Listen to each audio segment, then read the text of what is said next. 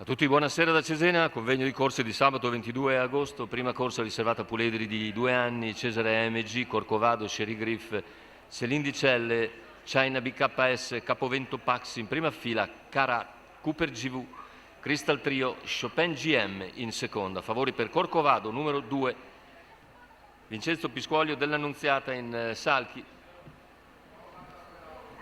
partenza sbaglia proprio Corcovado. E c'è lotta fra Sherry Griff e Selindicelle. Numero 2 Corcovado squalificato. Si getta di galoppo, la squalifica per Corcovado.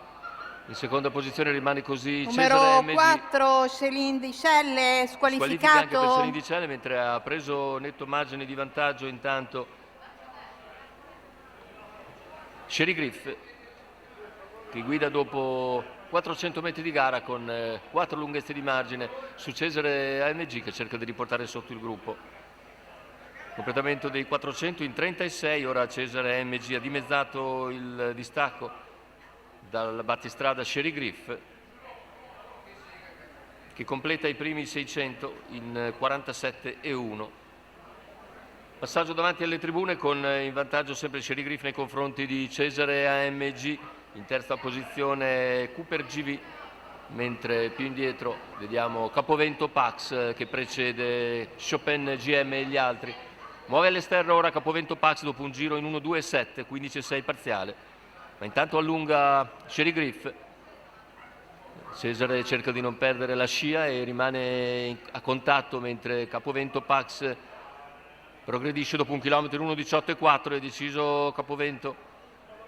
Se ne a spostare anche Cooper. Capovento intanto è passato in vantaggio e a 500 dalla conclusione liquida così Sherry Griff, mentre Cesare MG ha spostato all'esterno. La sua azione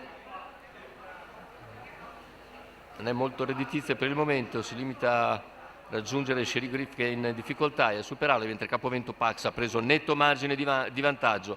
Entra in retta d'arrivo con una ventina di metri su Cesare MG.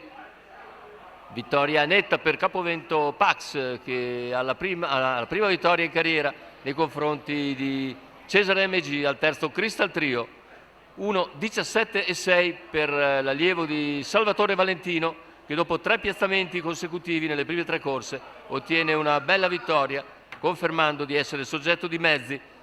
La quota davvero interessante, 17,57, ma va considerato che i due più attesi, Corcovado e Selindicelle, hanno sbagliato nelle fasi iniziali. Andiamo a rivedere l'arrivo, 6,19, dovrebbe essere ovviamente ufficiosamente ancora Capovento Pax, Salvatore Valentino.